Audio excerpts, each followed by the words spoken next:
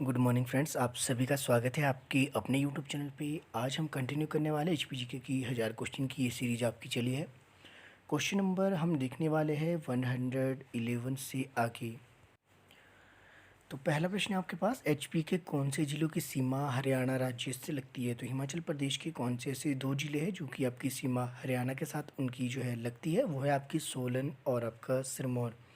कहाँ कहाँ लगती है, तो सोलन की अगर मैं बात करूँ, अगर आपका नीचे आपका कालका से आगे वाला एरिया है उधर आपकी लगती है। और बाकी सिरमौर में अगर बात करें तो कालाम एक क्षेत्र है जो औद्योगिक क्षेत्र भी है। आई होप आप सभी को ये पता होगा। बाकी सुकेती जो झील है सिरमौर में, भारत की जो पहली जीवाश्म झील है, या फिर इसको ये कहे कि जीवाश्म पार्क है, वहीं पे एक सुकेती झील भी है। सुकेती फॉसिल जो पार्क है वो सिरमौर के जो है कालाम क्षेत्र के नज़दीक आता है।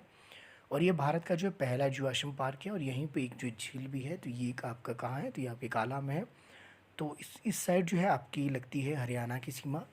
और ये अगर बात करें तो ये हिमाचल प्रदेश के दक्षिण में है हरियाणा। इंपॉर्टेंट है, ये आपने याद रखना है। अगला प्रश्न है आपके पास, हिमाचल प्रदेश का सबसे आंध्र स्थान, तो ये है आपका धर्मशाला। बरूग हिमाचल का एक पर्यटक क्षेत्र है, कितने ऊंचाई पर स्थित है, 1560 मीटर। इंपॉर्टेंट है, ये एक जो है टूरिस्ट प्लेस है। इंपॉर्टेंट है, आपके सोलन के नियर बाय ये आपका पड़ता है, तो 1560 मीटर इसकी हाइट है। ग्रेट हिमालयन नेशनल पार्क किस जिले में स्थित है, तो ये आपके है कुल्लू में। साथ ही मैं आपको बता दूं, आज की ये वीडियो थोड़ी सी आपकी जो है वन लाइनर ही रहेगी, इसमें ज़्यादा मैं डिटेल में नहीं बताऊँगा। बाकी शाम को एक वीडियो में इसके ऊपर बनाने वाला हूँ, एचपीजी के ही उसमें हम देखेंगे। तो बाकी कोशिश करेंगे उसमें हम थोड़ा डिटेल में पढ़ेंगे। और मेरी थोड़ी तबीयत भी ख़राब है, तो उस करके मैं ये बिल्कुल शॉर्ट में आपको वीडियो प्रोवाइड कर रहा हूँ, ताकि आपकी जो कंटिन्यूटी बनी रहे। इससे पहले वाले जितने भी पार्ट है आप प्ले लिस्ट में जाइएगा, एचपीजीके का अलग से फोल्डर बना है, उसमें आप जाकर देख सकते हैं।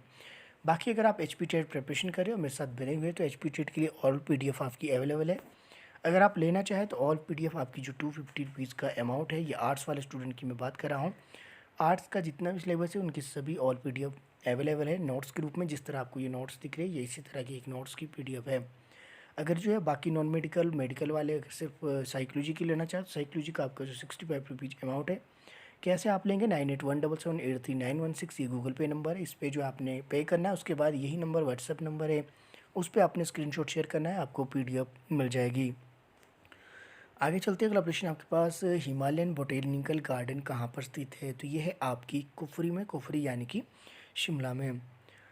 अगला प्रश्न देखते हैं अगला आपके पास, हिमाचल प्रदेश का सबसे छोटा वन्यजीव अभयारण्य, तो ये है आपकी शिल्ली में, जो कि आपका सोलन में आता है। कालाटोप वन्यजीव जो कालाटोप खजियार वन्यजीव अभयारण्य ये आपके कहाँ है, तो ये आपकी चंबा जिले में आता है। अगला प्रश्न है आपके पास, किस स्थान पर अटल बिहारी वाजपेयी का निवास स्थान है, तो ये आपकी प्रेणी में है। और सीआरआई कहाँ है, यानी कि सेंट्रल रिसर्च इंस्टीट्यूट, ये हिमाचल प्रदेश में कसोली में स्थित है। स्थापना की बात करें तो ये आपका 1904 में जो इसकी स्थापना की गई थी।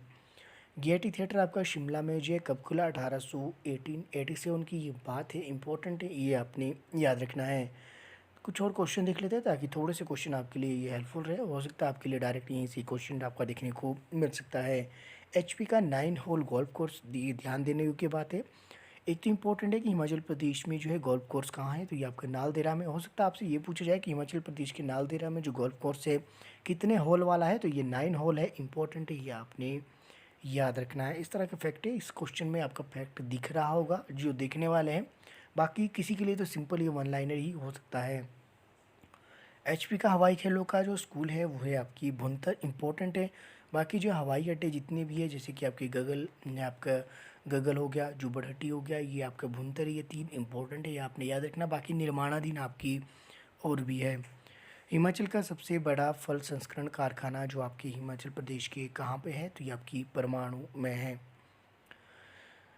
42 किलोमीटर लंबी पोंग झील को व्यास के ऊपर कांगड़ा डिस्ट्रिक्ट में जो है बनाया गया है, उसे किस नाम से जाना जाता है, तो ये क्वेश्चन मैंने ऑलरेडी आपको कई बार क्लियर करवाया है। तो इसको महाराणा प्रताप सागर के नाम से जाना जाता है।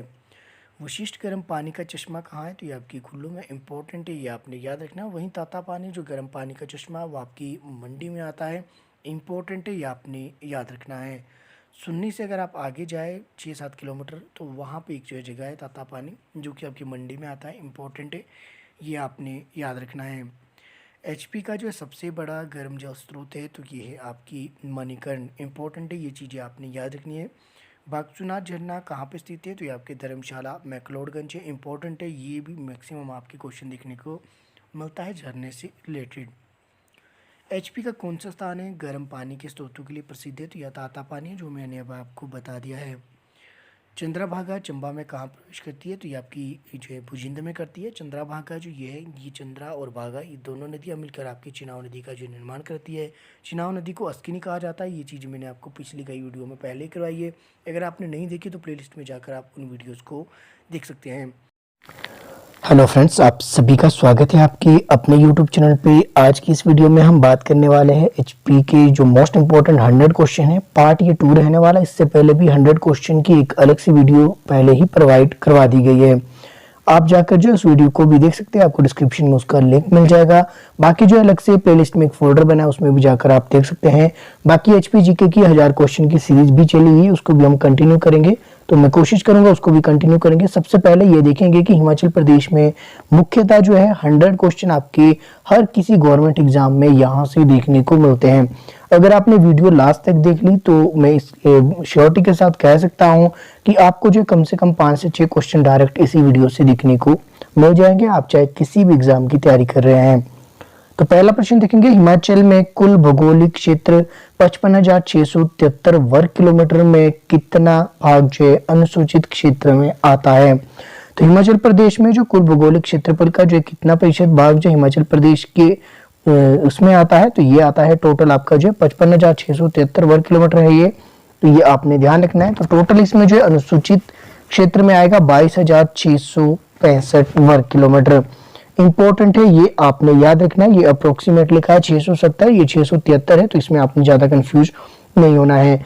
हिमाचल में नागर शैली का प्राचीनतम उदाहरण कौन सा है? तो हिमाचल प्रदेश में जो नागर शैली में बना जो सबसे प्राचीनतम मंदिर आपका जो है कौन सा है? तो ये है रोक का टेम्पल मसरूर, जो कि आपका हिमाचल का जो एलोरा भी कहा जाता है। तो इम्पोर्टेंट है ये आपका, ये कांगड़ा में है। जो आपका मसरूर जो है टेम्पल है, मसरूर में ही एक जगह है कांगड़ा में, तो वहां पे है। तो ये आपका जो नागर शैली में बना सबसे पुराना जो है मंदिर है। किस शासक के शासनकाल से बशोली चित्रकला अपनी प्रगति पर आई? तो बशोली जो आपकी चित्रकला है, ये किसके शासनकाल के समय में जो है अपनी जो प्रगति पे आई थी? तो यह राजा कृपाल सिंह के समय में। किस राष्ट्रीय पार्क अथवा अभयारण्य का कुल क्षेत्रफल 1173 वर्ग किलोमीटर है? इसमें आपके 2 क्वेश्चन क्लियर हो जाते हैं। पहला ही जो आपका ग्रेट हिमालयन राष्ट्रीय पार्क जो है वो कहाँ पे है? तो ये आपका कुल्लू में है। दूसरा है जो आपका ग्रेट हिमालयन नेशनल पार्क है, उसका जो क्षेत्रफल कितना है? तो 1173 वर्ग किलोमीटर। और क्वेश्चन यहाँ पे उल्टा पूछा गया है कि किस राष्ट्रीय पार्क अथवा अभयारण्य का जो कुल क्षेत्रफल 1171 वर्ग किलोमीटर है। तो यह है आपके ग्रेट हिमालयन नेशनल पार्क जो है आपका कुल्लू का। अगला प्रश्न आपके पास, हिमाचल सरकार ने कन्या सशक्तिकरण एवं कल्याण बोर्ड का नाम बदलकर क्या रखा है? तो एचपी सक्षम कन्या बोर्ड इसका जो है अब नाम रख दिया गया है। हो सकता है करंट में इस तरह के क्वेश्चन आपके देखने को मिले। काफी स्टूडेंट जो है मैसेज कर रहे थे कि करंट के कुछ क्वेश्चन करवा दीजिए। इसमें मैंने 4-5 क्वेश्चन आपके इंक्लूड किए हैं। मुझे ऐसा लगता है कि ये क्वेश्चन आपके एग्जाम में देखने को मिल सकते हैं। अगला प्रश्न देखिए आप, तो नवाला एक त्योहार है, ये किस जनजाति का है? तो गद्दी जो आपकी जनजाति है, गद्दी जनजाति द्वारा एक त्योहार मनाया जाता है जिसका नाम है आपकी नवाला। बाकी इसमें 100 क्वेश्चन हम करने वाले, तो वीडियो काफी लंबी हो जाएगी, इसलिए मैं आपको जल्दी से करवा लेता हूँ। ज्यादा डिटेल में अगर आपने देखनी होगी एचपीजीके की तो अदर वीडियो आपकी पहले ही अवेलेबल है, प्लेलिस्ट में आप जाकर उन वीडियोज को देख सकते हैं। 1 जुलाई 1954 को हिमाचल प्रदेश में विलय की पहले जो बिलासपुर था। तो बिलासपुर इससे पहले जो आपका पृथक खंड सी राज्य आपका ये था। इंपॉर्टेंट है ये फैक्ट आपने याद रखना है। इसके अलावा जो है बिलासपुर का जो विलय हिमाचल में कब किया गया, ये भी आपको डेट यहाँ पे देख सकते हैं। तो 1 जुलाई 1954 को जो है हिमाचल प्रदेश का जो विलय आपकी हिमाचल प्रदेश में जो है बिलासपुर का विलय कर दिया गया था। चाकली किस रियासत का प्रसिद्ध सिक्का था? तो चाकली आपके जो है चंबा का जो प्रसिद्ध सिक्का था, लेकिन अगर आपके पास चंबा ऑप्शन में नहीं दिया है तो हो सकता है आपके पास सिरमौर दिया हो, तो ये सिरमौर भी आपका बिल्कुल सही होगा। हिमाचल की प्राचीनतम रियासत कौन सी? तो हिमाचल प्रदेश की सबसे प्राचीनतम रियासत आपकी त्रिगत रियासत थी। इसके बाद आपकी जो है कुल्लू आती है। तो इन दोनों में आपने कंफ्यूज नहीं होना। अगर आपसे पूछा जाए कि हिमाचल प्रदेश की सबसे प्राचीनतम रियासत त्रिगत के बाद कौन सी आती है, तो ये आपकी कुल्लू आती है। त्रिगत आपका 8% कांगड़ा है और कांगड़ा का जो शासक था सुशर्मा था, इसके बारे में आगे हम डिटेल में बात करेंगे। अगला प्रश्न आपके पास है, पतन घाटी कहाँ पर स्थित है? तो पतन जो आपकी घाटी है, कई जगह ये पाटन लिखा होता है, कई जगह ये पतन लिखा होता है, तो ये इंपॉर्टेंट है। इस पे आप जो है जो अगर मैं बात करूँ इसकी जो टाइपिंग है, इसकी जो हिंदी की जो टाइपिंग है उसमें जहाँ मैक्सिमम ये गलत ही दिया होता है। हिमाचल प्रदेश का कोई भी क्वेश्चन पेपर आप उठा के देख लेना, बुक्स में भी ये गलत लिखा होता है। कई जगह ये पटन लिखा होता है, ट दो लगे होते हैं हलंत के साथ, और कई जगह ये पाटन लिखा होता है, तो ये मैंने यहाँ भी पाटन ही लिखा है। तो ये आपकी कहाँ पाई जाती है? तो ये पाई जाती है आपकी लाहौल स्पीति जिले में। अगला प्रश्न आपके पास, तीर्थन अभ्यारण्य किस जिले में है? तो तीर्थन अभ्यारण्य आपकी कुल्लू में, इंपॉर्टेंट है, इसको भी आपने याद रखना है। इसके अलावा नेहरू कुंड किस जिले में स्थित है? तो नेहरू कुंड आपका आता है कुल्लू में, ये भी इंपॉर्टेंट है। हिमाचल का क्षेत्रफल भारत के क्षेत्रफल का कितने प्रतिशत है? यानी कि आपका जो 55,673 वर्ग किलोमीटर जो क्षेत्रफल है, टोटल जो आपका भारत का क्षेत्रफल है उसका जो कितने परसेंट है? तो 1.69%, अप्रोक्सीमेट इसको 1.7% ही लिखा होता है। अगर आपसे एग्जैक्ट पूछा गया है तो 1.69, तो ये आपने याद रखना है। बड़ा बंगाल किस जिले में आता है? तो बड़ा बंगाल आपके आता है कांगड़ा में, इंपॉर्टेंट फैक्ट है, इसको भी आपने याद रखना है। यहाँ से एक नदी का जो उद्गम होता है, अगर आप कमेंट करना चाहे तो आप कमेंट कर सकते हैं। एचपी में जो है एक वन लगाओ रोजी कमाओ विश्व में अपनी पहली प्रकार की जो है योजना कब शुरू की गई थी? ये एचपी में एक लगाओ नहीं है, ये टाइपिंग मिस्टेक है, इसको मैं फिर से कह रहा हूँ। क्वेश्चन नंबर 15 देखिए, तो हिमाचल प्रदेश में वन लगाओ रोजी कमाओ एक जो है विश्व में अपने प्रकार की पहली योजना थी, तो ये कब शुरू की गई थी? 1990 में। अगला प्रश्न है आपके पास, रावी और चुनाव नेता नदी जो है आपस में कहाँ मिलती है? ये बहुत ज्यादा टाइपिंग मिस्टेक है और मुझे इतना समय नहीं है कि इनको मैं फिर से देखूं, लेकिन आप जो इसको सुन रहे हो तो ढंग से सुन लीजिए। रावी और जो चुनाव नदी है दोनों ही आपस में कहाँ मिलती है? तो ये आपस में मिलती है आपके पाकिस्तान में। रावी को इरावती के नाम से भी जाना जाता है, वहीं अगर चुनाव नदी की हम बात करें तो चुनाव को आपके जो है अस्किनी के नाम से भी जाना जाता है। तो इंपॉर्टेंट है, इसमें थोड़ी सी टाइपिंग मिस्टेक है, इसको आप नजरअंदाज कीजिए। आपको आई होप सुन सकते हैं, तो मैं आपको बता रहा हूँ कि कहाँ कहाँ क्या क्या गलतियां है। मुझे इतना समय नहीं लगा, 100 क्वेश्चन टाइप करने में मुझे तकरीबन 40 से 45 मिनट लग गया। उसके बाद रीचेक करने का मुझे बिल्कुल टाइम नहीं लगा, आपके लिए वीडियो बनाना इंपॉर्टेंट था। अगला प्रश्न आपके पास, किन्नर लोक साहित्य पुस्तक किसने लिखी? तो किन्नर लोक साहित्य जो पुस्तक है ये बंसी राम शर्मा द्वारा लिखी गई है। इंपॉर्टेंट है, ये आपने याद रखना है। हिमाचल प्रदेश विधानसभा की प्रथम उपाध्यक्ष कौन थे? तो श्री कृष्ण आपके जो है श्री कृष्ण चंद, ये आपके जो हिमाचल प्रदेश जो विधानसभा की प्रथम उपाध्यक्ष थे। अगला प्रश्न देखते हैं, अगला आपके पास, हिमाचल का सबसे ऊंचा दर्रा कौन सा है? तो ये आपका प्रांगला है। प्रांगला जो आपका दर्रा है हिमाचल प्रदेश का सबसे ऊंचा दर्रा है। हो सकता है कई बार आपके पास प्रांगला ऑप्शन में ना दिया हो, तो उस संदर्भ में आपने जो उसमें जो बाकी दर्रे दिए गए हैं उसकी जो हाइट है उनके हिसाब से वो लगाना है। मुझे नहीं पता कि वो आपसे क्या पूछेंगे। अगर प्रांगला है तो प्रांगला आपका हिमाचल प्रदेश का सबसे ऊंचा दर्रा है, जिसकी हाइट है 5,548 मीटर।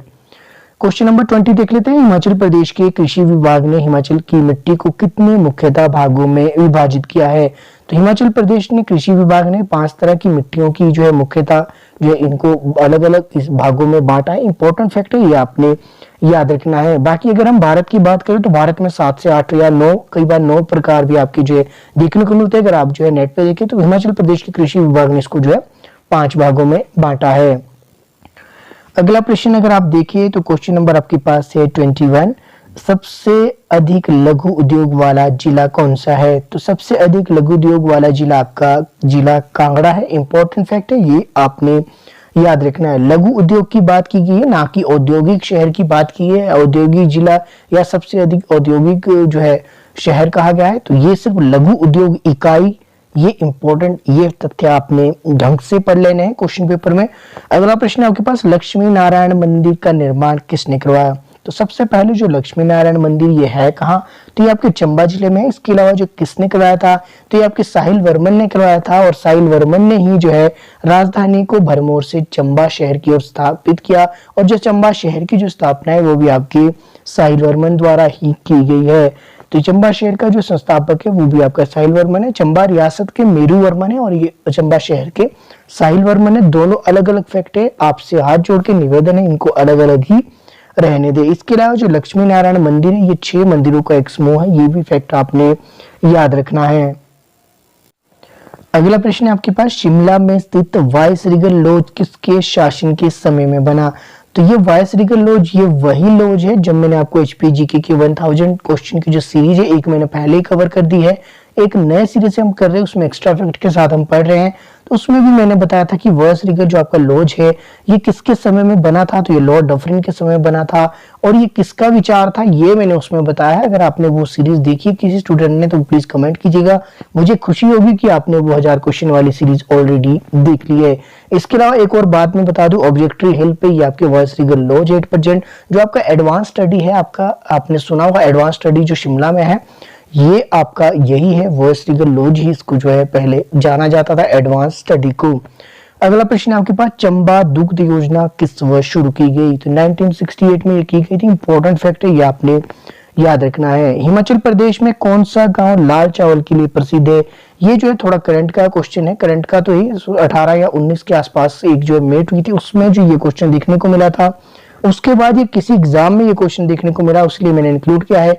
तो लाल जो है चावल उसके लिए जो प्रसिद्ध गांव है हिमाचल प्रदेश का तो वो है पेंजा, जो कि चिड़गांव आपका शिमला के कुछ साथ वाला जो है एक एरिया है, मुझे नहीं पता पर ये एग्जैक्ट यही है कि पेंजा में जो लाल चावल के लिए ये जगह आपकी हिमाचल प्रदेश में जो है प्रसिद्ध है। इसको जीआई टैग भी शायद इसको दिया गया है जहां तक मुझे याद आ रहा है। न्यूज में ये देखने को मिला था तो मुझे लगा कि ये क्वेश्चन आपके लिए इंक्लूड कर दिया जाना चाहिए।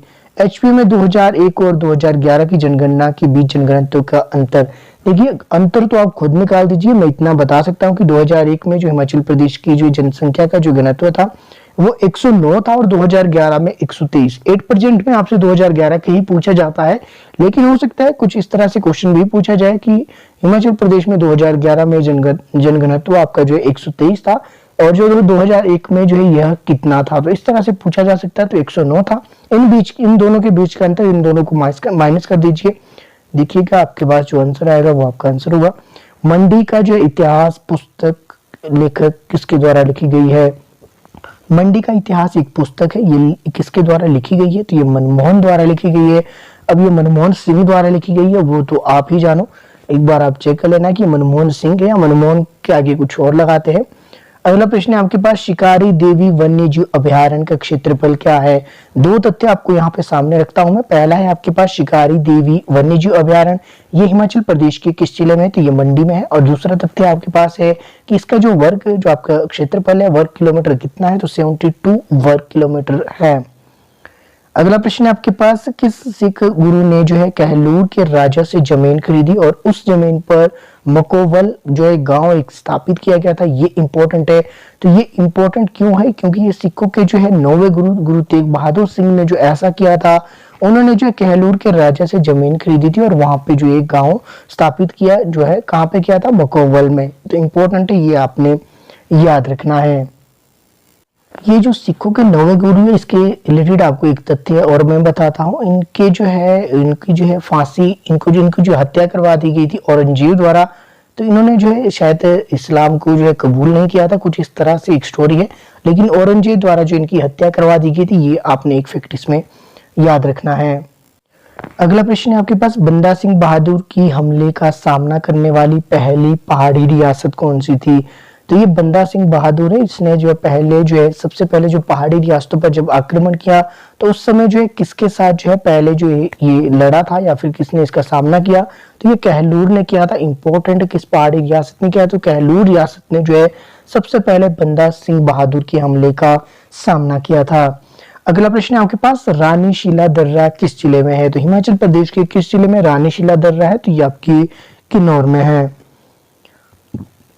सुमन रावत को परशुराम पुरस्कार कब दिया गया? तो आपका जो है हिमाचल प्रदेश में खेल क्षेत्र में जो है सबसे सर्वोच्च सम्मान है आपका परशुराम पुरस्कार, जो खेल जगत में दिया जाता है। और सबसे पहली बार जो ये किसको दिया गया? 1987 में सुमन रावत को।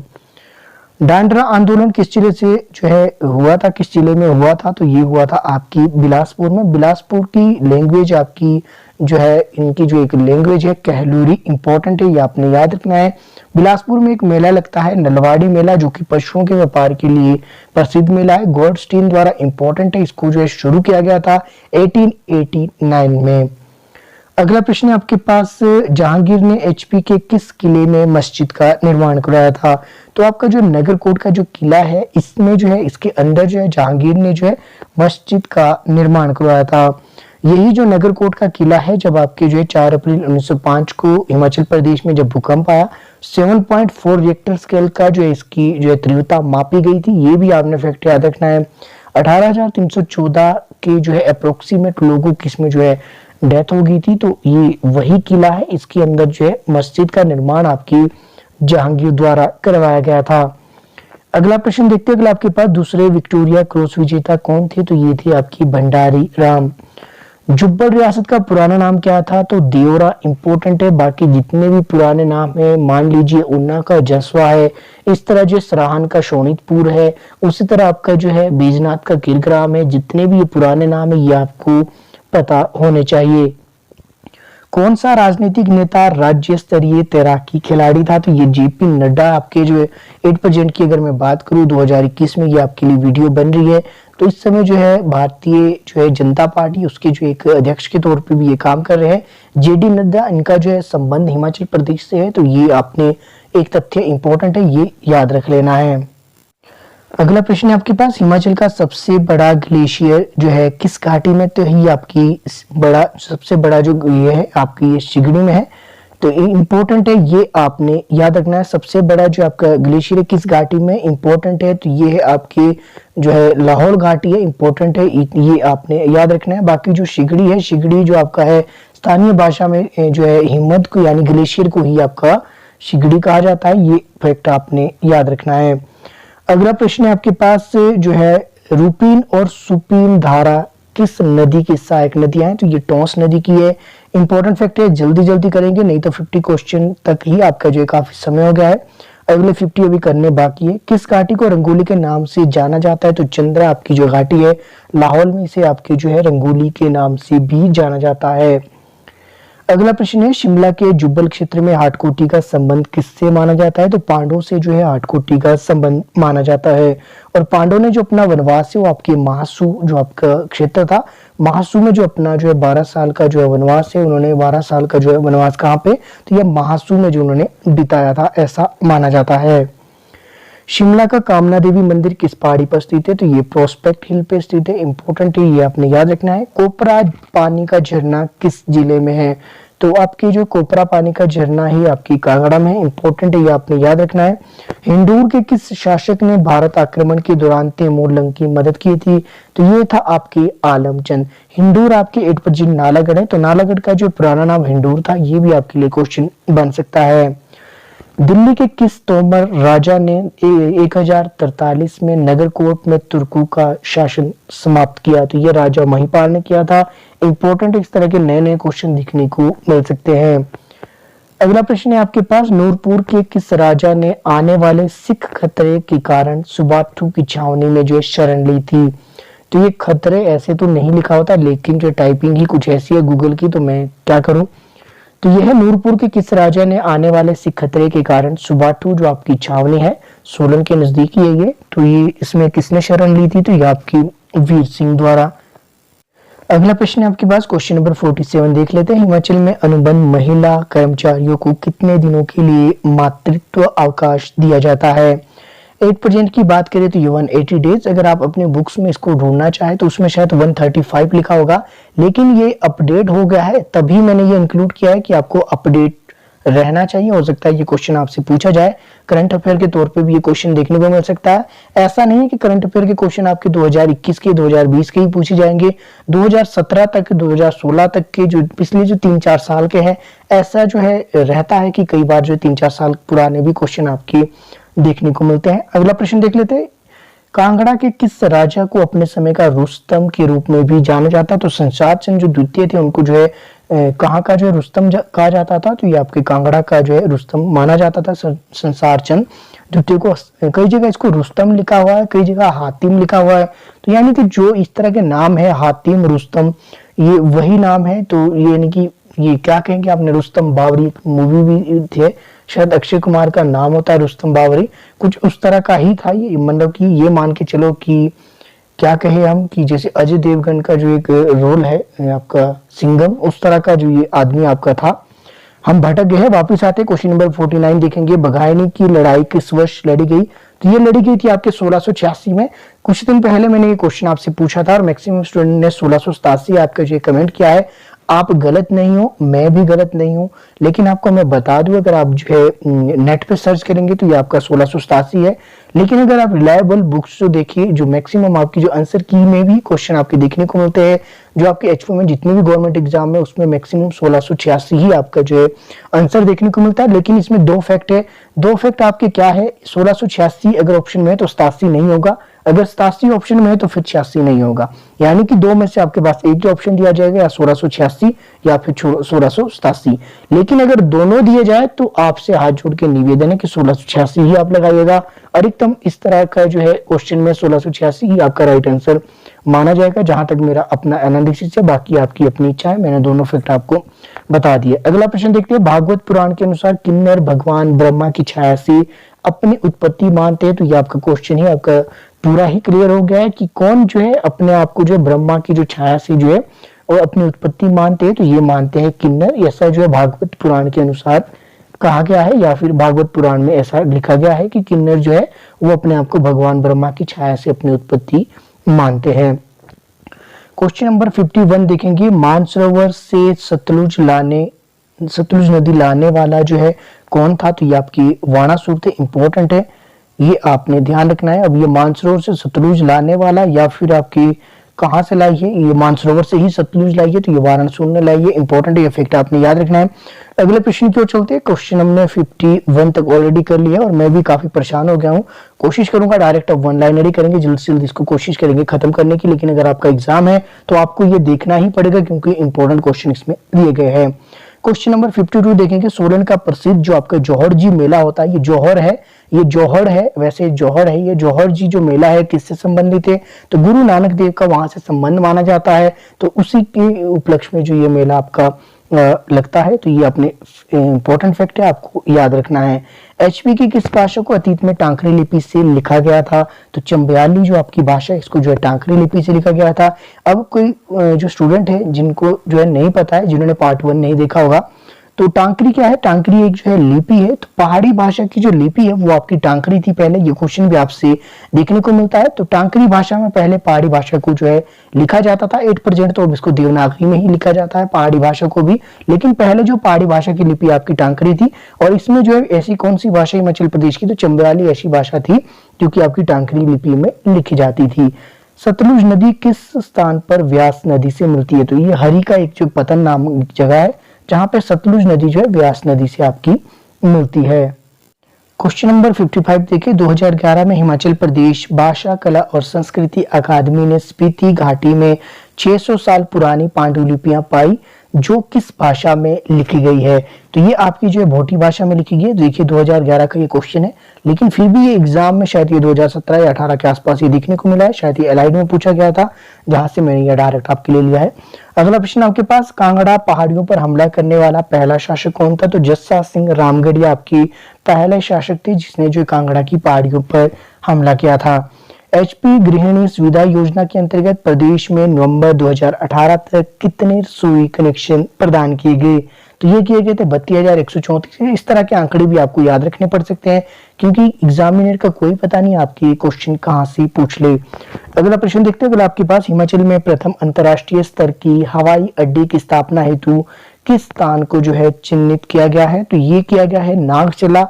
ये मंडी में है कहीं नागचला, मुझे नहीं पता। अगर मंडी से कोई है, अगर ये है कहीं नाम, तो आप मुझे बता सकते हैं कमेंट करके कि मंडी में जो है इस तरह की एक जगह है जिसे अंतरराष्ट्रीय स्तर के हवाई अड्डे के रूप में जो है चिन्हित किया गया है। और ये हिमाचल का प्रथम अंतरराष्ट्रीय स्तर का हवाई अड्डा होगा। इसी कारण जो ये काफी समय तक जो है ये चर्चा में भी रहा था। तो इस तरह के क्वेश्चन आपके देखने को मिल सकते हैं। चंबा के राजा जिन्होंने बड़े पैमाने पर अखंड चंडी महल का जीर्णोद्धार कराया था, तो ये आपकी श्याम सिंह थी। जोरदार जो है आपका शिखर, माफ कीजिए ये जोरदार ना होकर, क्योंकि क्वेश्चन के अगर लास्ट में देखिए तो 3647 मीटर लिखा है। और ऊपर से मिडल जोन की बात की गई, शिखर मिडल जोन में आता है आपका चूड़धार। तो ये जोरदार ना होकर ये चूड़धार है। चूड़धार आपके सिरमौर की सबसे ऊंची चोटी है। साथ ही जो दक्षिण की जो है ये चोटी भी है, चूड़धार आपके दक्षिण की चोटी है, और जो कि आपके सिरमौर और शिमला को अलग करती है। तो ये आपने ध्यान रखना है। तो चूड़धार शिखर मिडल जोन का एक हिस्सा है, जिसकी हाइट है आपकी 3647 मीटर, और ये सिरमौर की आपकी सबसे ऊंची चोटी भी है। ये फैक्ट भी आप याद रखेंगे। अगला प्रश्न आपके पास, हिमाचल की शिमला शहर में किस स्थान पर इको टूरिज्म सोसाइटी का मुख्यालय है? अगर आपको लगता है कि मैंने इसका आंसर नहीं लिखा तो मैंने जानबूझ के नहीं लिखा, तो ये आपने सर्च करना है और कमेंट करना है कि हिमाचल प्रदेश की जो शिमला शहर है किस स्थान पे जो इको टूरिज्म सोसाइटी का मुख्यालय है, ये आप जो है कमेंट करेंगी। अगला प्रश्न है आपके पास, गुरु गोविंद सिंह ने अपने जीवन के कितने वर्ष पांवटा साहिब में बिताए? एक क्वेश्चन आपका ये बनता है। तो कितने? टोटल 5 वर्ष। अब देखिए अगला प्रश्न इसमें क्या बनेगा। तो अगला बनेगा इसमें कि उन्होंने जो अपना 10वां ग्रंथ गुरु गोविंद साहिब वो कहाँ लिखा? तो ये आपके जो कहाँ लिखा था? पांवटा साहिब में। ये फैक्ट भी आपको याद रखना है। अगला प्रश्न देख लेते हैं, किस गुरु ने हर मंदिर साहिब के निर्माण के लिए दान के लिए अपने भाई कल्याण को पहाड़ी राज्यों में भेजा था? तो ये 5 गुरु थे गुरु अर्जुन देव, जिनको जो है आपके जहांगीर द्वारा जो है फांसी पे लटका दिया गया था, जिसके पीछे रीजन था जो उनके जो पुत्र थे खुसरो, उन्होंने जो उनके अपने पिता के खिलाफ जो है विद्रोह कर दिया था, जिसमें जो आपके सिखों के जो 5 गुरु थे गुरु अर्जुन देव, उन्होंने भी जो है सहयोग दिया था, जिसके कारण जी ने बाद में जो है फांसी पे चढ़ा दिया था। और बाकी जो खुसरो की अगर मैं बात करूं तो खुसरो को जो है उन्होंने अंधा करवा दिया था और बाद में उसकी हत्या भी करवा दी थी। तो इसमें जो आपके पास अगर आप देख सकते हैं तो गुरु जो है आपके सिख गुरु हर मंदिर साहिब जो आपका लिखा है, तो ये हर मंदिर आपका जो है 8% की अगर मैं बात करूं, जो आपका गोल्डन टेम्पल है अमृतसर में, जिसको स्वर्ण मंदिर कहा जाता है, तो ये आपका यही है। अगला प्रश्न आपके पास, कौन हिमालय का सबसे कम उम्र वाला हिस्सा है? तो हिमालय के जो अलग अलग हिमालय की अगर मैं बात करूं तो हिमालय को 3 भागों में डिवाइड किया गया है। उसमें जो सबसे नवीनतम यानी सबसे यंगेस्ट या फिर सबसे कम उम्र वाला जो हिस्सा है वो कौन सा है? तो वो आपका शिवालिक है। इंपॉर्टेंट इस तरह के क्वेश्चन भी देखने को मिल सकते हैं, आपको ये पता होना चाहिए। अगला प्रश्न देखते हैं, हिमाचल में पर्यटन विकास निगम की स्थापना किस वर्ष की गई? तो 1972 में। अगला प्रश्न क्वेश्चन नंबर 66, संगोली की जो संधि थी आपकी नेपाल की ओर से हस्ताक्षर किसने किए थे? ये क्वेश्चन आपसे पूछा गया है। एक और फैक्ट इसमें मैं बता दूं, संगोली की संधि में भी आपकी कंफ्यूजन रहता है। कई बुक्स में 1815 में बताया गया, कई बुक्स में 16 में बताया गया। अब आपको मैं समझाता हूँ। संगोली की जो संधि है वो आपकी अगर संधि हुई थी आपकी 1815 में, लेकिन जो इसके ऊपर हस्ताक्षर किए गए वो किए गए थे आपकी 1816 में। तो आपने ढंग से पढ़ना है। आपसे संधि पूछी गई है या फिर आपसे हस्ताक्षर पूछे गए। अगर आपसे सिर्फ पूछा गया कि संगोली की संधि कब हुई, तो ये आपकी जो है कब हुई थी? तो ये आपकी हुई थी 1815 में। किस किस के बीच? अंग्रेज और ये नेपाल के बीच हुई थी। इंपॉर्टेंट फैक्ट है, ये आपने याद रखना है। अगर आपसे पूछे जाए तो इसके ऊपर हस्ताक्षर कब हुए? तो 1816 में ये हस्ताक्षर हुए थे, जिसमें नेपाल की ओर से भाग लिया था राजगुरु गजाराज मिश्रा ने। हो सकता है आपसे अंग्रेज का नाम भी पूछा जाए, तो अंग्रेज का नाम है आपके पेरिस ब्रेडशाह। अगर आप याद रखना चाहो तो रख सकते हैं। इसने जो है अंग्रेजों की ओर से हस्ताक्षर किए थे इस संधि पे। कथड़ी किस स्थान का प्रसिद्ध लोक नृत्य है? तो ये आपका है कुल्लू का। इंपॉर्टेंट फैक्ट है, आपने याद रखना है। हिमाचल प्रदेश के जितने भी लोक नृत्य वो भी आपके क्वेश्चन एग्जाम में देखने को मिलता है, लोक और कला संस्कृति से। परमवीर चक्र विजेता संजीव कुमार किस जिले से संबंधित है? तो ये आपकी बिलासपुर से। इंपॉर्टेंट फैक्ट है, ये भी आपने याद रखना है। अगला प्रश्न है आपके पास से, नाड़ा महल का जो निर्माण किसने किया था? जो नाड़ा महल है ये आपकी बनाया गया था उमेद सिंह द्वारा। इंपॉर्टेंट फैक्ट है, ये आपने याद रखना है। ये चंबा का ये शासक था, याद रखना है आपने। और चंबा का जो रुमाल है ये प्रसिद्ध है, ये भी आपका जो है याद रखना है। इसके अलावा जातक दूर का जो निर्माण किसने किया? रणजोर सिंह ने। ये जातक दूर आपके हिमाचल प्रदेश की सिरमौर जिले में नाहन स्थित एक जगह के जो है समीप है। इसका निर्माण आपके रणजोर सिंह द्वारा किया गया था। कांगड़ा जिला जो है, कांगड़ा किला किसने बनाया था? ये सुशर्मा ने बनाया था। सुशर्मा की अगर मैं बात करूं तो सुशर्मा हिमाचल प्रदेश का ऐसा राजा था जो कि आपकी अगर जो महाभारत का युद्ध हुआ था उसमें कौरव के साथ देने वाला जो एकमात्र राजा आपका सुशर्मा था। बाद में यह वहां से भाग गया और उसके बाद उसने जो है यहाँ पे आपकी जो है कांगड़ा का जो है त्रिगत की जो है कांगड़ा की जो है स्थापना की, त्रिगत जिसको कहा जाता है पुराना नाम इसका। और इसका इसने ही जो सुशर्मा ने ही जो कांगड़ा का किला बनाया। इंपॉर्टेंट फैक्ट है, आपने याद रखना है। इसके अलावा सुशर्मा का कई बार आपसे वंश पूछा जा सकता है, तो सुशर्मा का जो है कटोच वंश से ये संबंधित था, ये भी आप याद रख सकते हैं। अगला प्रश्न है आपके पास, हिमाचल प्रदेश में सर्वाधिक वर्षा वाला स्थान, तो ये आपका धर्मशाला है। इंपॉर्टेंट है, ये आपने याद रखना है। सबसे अधिक जो वर्षा होती है किस स्थान पे होती है? कांगड़ा में, आपके धर्मशाला में।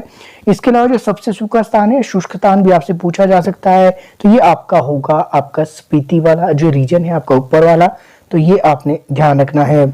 अगला प्रश्न की ओर चलते हैं। अगला प्रश्न है आपके पास, सबसे कम पंचायतों वाला जिला कौन सा है? तो ये भी आपका लाहौल स्पीति है। जनघनत्व का शारीरिक जो जनघनत्व है वो भी सबसे अधिक आपका लाहौल स्पीति में, ये फैक्ट भी आप साथ साथ याद करके चलिए। हिमाचल प्रदेश लोकसभा से निलंबित प्रथम सदस्य कौन है? तो ये आपकी सुरेश चंदेल है। इंपॉर्टेंट फैक्ट है, ये भी आपको याद रखना है।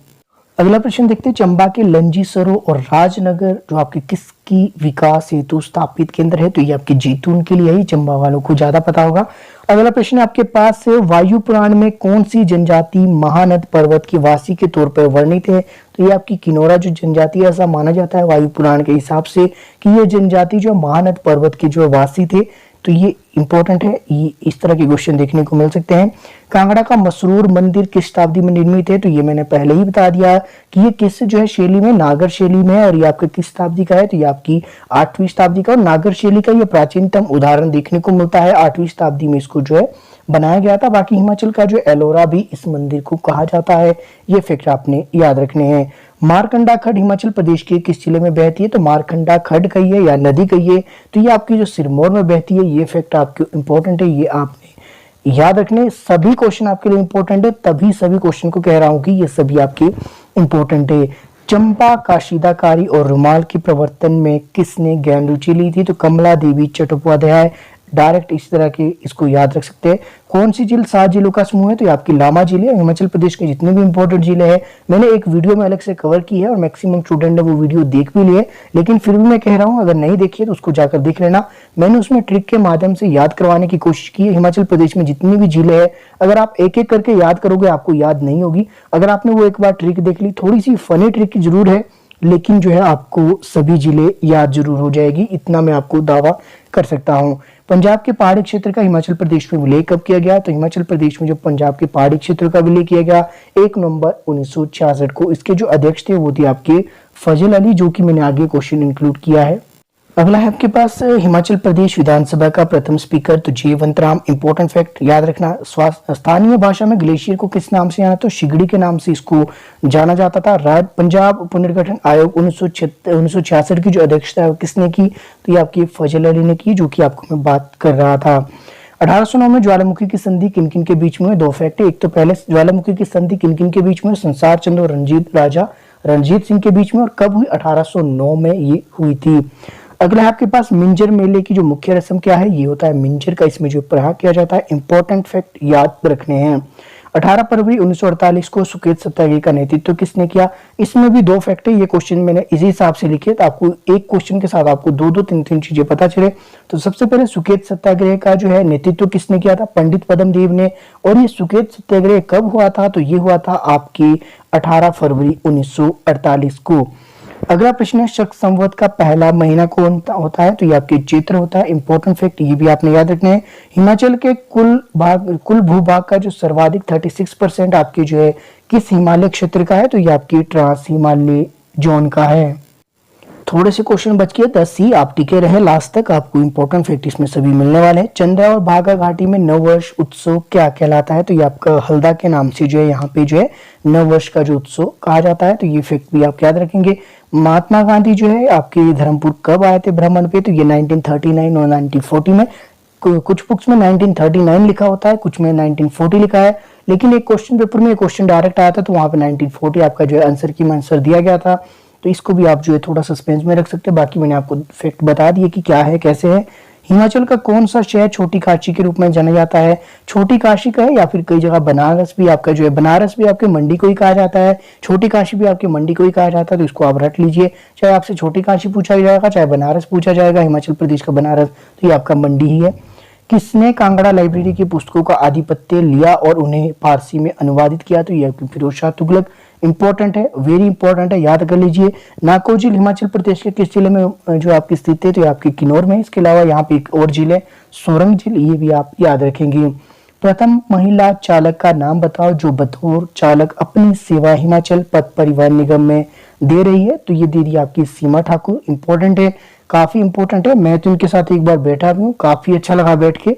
कमेंट कीजिएगा कि आप जो है कौन कौन बैठे इनके साथ। अगर आप HRTC की बस में जाते हो तो शिमला से जो ये सोलन के लिए ये चलते हैं। मुझे आजकल नहीं पता, लेकिन लॉकडाउन से पहले एक बार जो इनके साथ जो है बैठना हुआ था। चलिए छोड़िए, अगला प्रश्न की ओर चलते हैं। अगला आपके पास कुलेरी पुरस्कार हिमाचल प्रदेश के किस व्यक्ति को प्रदान किया गया? तो श्री केशव नारायण को जो ये प्रदान किया गया था। ये पहली बार जो प्रदान किया गया वही पुरस्कार है, बाकी तो ये कई बार मिलते रहे, आगे भी मिलते रहेंगे। सन 1983 में प्रथम पहाड़ी कविता पुरस्कार किसे मिला? तो डॉक्टर वीरराम को मिला था। ये भी आपने याद रखना है। बैजनाथ का पुराना नाम ये है आपका किरग्राम। इंपॉर्टेंट फैक्ट है, ये आपने याद रखना है। कालका शिमला रेलवे लाइन की कुल लंबाई 96.5 किलोमीटर। इंपॉर्टेंट, ये भी आपने याद रखना है क्योंकि जो शिमला कालका रेलवे लाइन ये आपका एक हेरिटेज साइट, जो हेरिटेज साइट इसको जो घोषित किया गया है। आप चाहे तो आप ये भी देख लीजिएगा कि कब इसको किया गया है।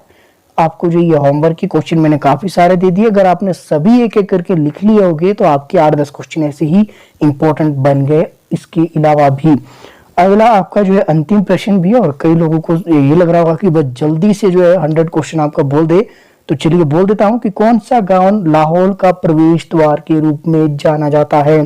तो ये जाना जाता है कोकसर को। और हेलो फ्रेंड्स, आप सभी का स्वागत है आपके अपने YouTube चैनल पे। आज की जो हमारी क्लास है, इस क्लास का टॉपिक रहने वाला है भारत की जो प्रमुख जितनी भी फसलें हैं उन फसलों की जो किस्में हैं, किस्में आज की इस वीडियो में हम करने वाले हैं। क्योंकि जो ये किस्म है किसी भी जो आपकी फसल की, मुख्यतः मैंने यहाँ पे 5-6 ही ली है।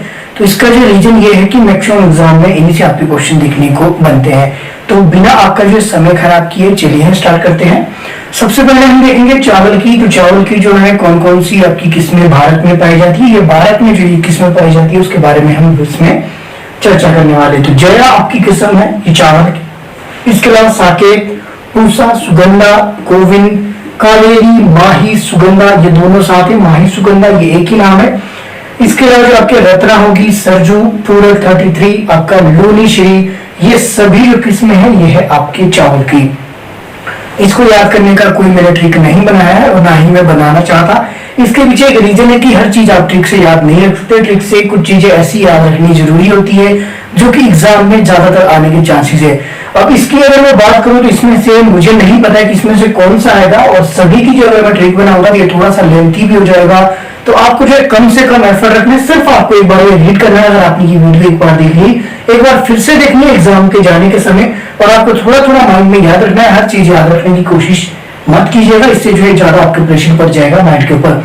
गेहूं की हम बात करें, गेहूं की जो है प्रमुख किस्में कौन कौन सी होती है, हालांकि इसके अलावा और भी है, लेकिन जितनी इंपॉर्टेंट मुझे लगी उतनी मैं आपको इसमें बता रहा हूँ। एक है आपके पास लरमा रोज, ये इकट्ठा एक ही नाम है। इसके अलावा है सोनारा 64, ये भी आपकी जो गेहूं की किस्म है। इसके अलावा मेकोरानी, ये इंपॉर्टेंट है, ये आपने याद रखनी है। इसके अलावा है आपके पास VL 829, तो ये भी एक किस्म है, ये आपकी गेहूं की किस्म है। इसके अलावा है आपके पास HS 420 और HS 355, तो ये भी आपकी जो है ये आपकी किसकी है, तो आपकी गेहूं की किस्म है। इसके अलावा जो मक्का की कौन कौन सी है, मक्का में आपके पास आएगा प्रताप, पूसा अली, इसके अलावा शंकर 5 और विवेक मक्का 2, इंपॉर्टेंट है, ये भी आपने याद रखनी है। चने की देख लेते हैं, ये वीडियो उतनी लंबी नहीं होने वाली क्योंकि ज्यादा डिटेल में आपको नहीं बताने वाला, सिर्फ डायरेक्ट आपको ये पता होना चाहिए। जो आपके साथ मैंने PDF शेयर की है उसमें ये नहीं थी, तो मुझे लगा कि आपके साथ ये जरूर आपको जो शेयर किए जानी चाहिए, क्योंकि एक क्वेश्चन एग्जाम में देखने को मिल सकता है। तो अगर आपको एक क्वेश्चन यहाँ से मिलता है 8 से 10 मिनट की इस वीडियो से, अगर आपको एक क्वेश्चन बनता है तो ये आपके लिए काफी हेल्पफुल रहने वाला है। इसके बाद चना की हम बात करें, चना की कौन कौन सी किस्में आपके पास है, राधे, विशाल, उदय, सम्राट, पूसा और चमत्कार, तो ये आपकी जो किसकी किस्म है, तो ये आपकी चना की किस्म है। इसके अलावा अरहर की बात करें तो अरहर की कौन कौन सी किस्में आपकी है, तो ये है आपके पूसा 992, इसके अलावा पूसा 16, इसके अलावा MA6, इसके अलावा है मालदीव चमत्कार और GAUT 0001E, तो ये भी है आपने याद रखना GAUT। हेलो फ्रेंड्स, आप सभी का स्वागत है आपके अपने YouTube चैनल पे। आज की हमारी क्लास रहने वाली है। आज देखने वाले टॉपिक हमारे पास इसमें 2 मैंने इंक्लूड किए हैं, एक है आपका संसद और दूसरा है आपका विधानमंडल। ये दोनों एक साथ आपके चलेंगे, दोनों कंपैरिजन के साथ पढ़ेंगे तो आपको जो है ज्यादा आसानी होगी समझने में। तो जो स्टूडेंट अभी तक भी सीरियस नहीं है, बाकी आपको सभी वीडियो प्लेलिस्ट में मिल जाएगी, आप एक बार जाकर उन वीडियोस को जरूर देखना। आपके लिए सभी कॉम्पिटिटिव एग्जाम के लिए ये वीडियोस हेल्पफुल है।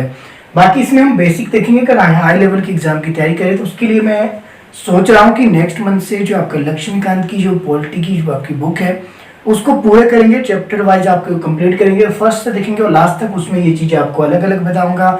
संसद अलग करेंगे, उसमें राज्यसभा अलग, राज्य लोकसभा आपका अलग, और विधानसभा आपका जो है विधानमंडल आपका अलग, विधान परिषद आपका जो है अलग करेंगे।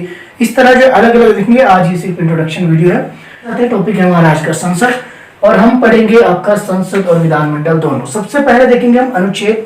संसद की अगर मैं बात करूं तो संसद आपका क्या है? संसद एक ऐसा है, केंद्रीय अगर मैं बात करूं, केंद्र में संसद का काम है कानून बनाना।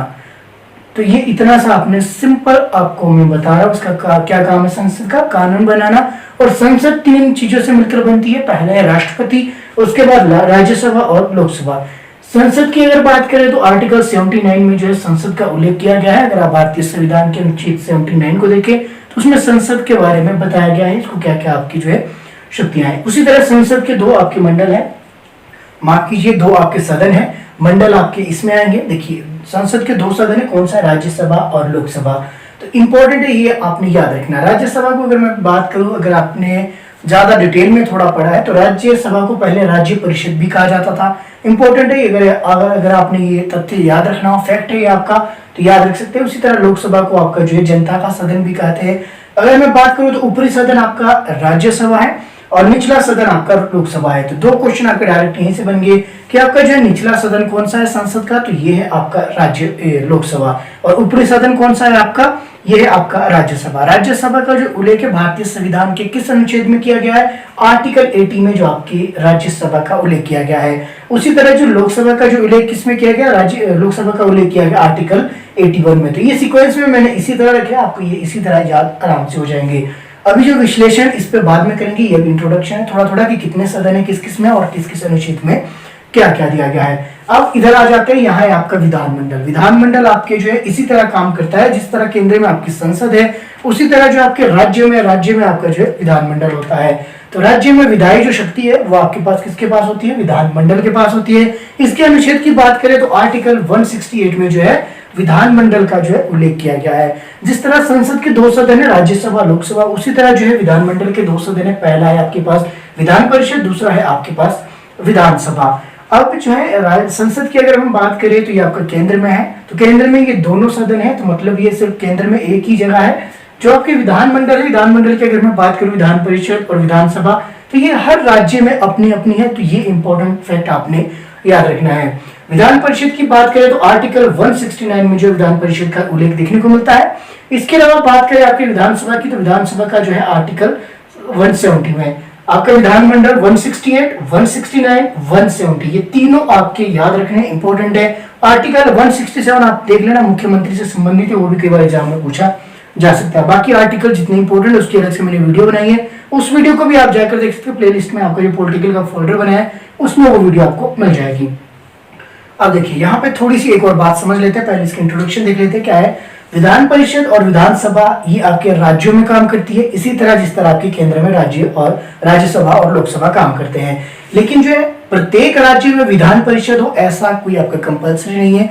इसके पीछे क्या है आपका जो विधान परिषद 8% की अगर मैं बात करूं तो 8% जो है भारत के कितने राज्यों में है विधान परिषद जो है कार्य कर रही है, ये क्वेश्चन आपसे पूछा जा सकता है। तो टोटल आपके 6, तो 6 राज्यों में जो विधान परिषद आपकी काम कर रही है। इंपॉर्टेंट है, याद रखना है। हो सकता है आपकी बुक्स में 7 लिखा हो, उसके पीछे एक लॉजिक है। लॉजिक क्या है आपका? जो जम्मू कश्मीर जो पहले था, जम्मू कश्मीर भी आपकी विधान परिषद थी, तो उसको आपने कंफ्यूज नहीं होना। अब जो है जम्मू कश्मीर विधान परिषद नहीं है, क्योंकि जो है अब वो आपका राज्य से केंद्र शासित प्रदेश बन गया है। तो ये तथ्य आप याद रखने। तो 8% जो 6 राज्यों में आपकी जो विधान परिषद है।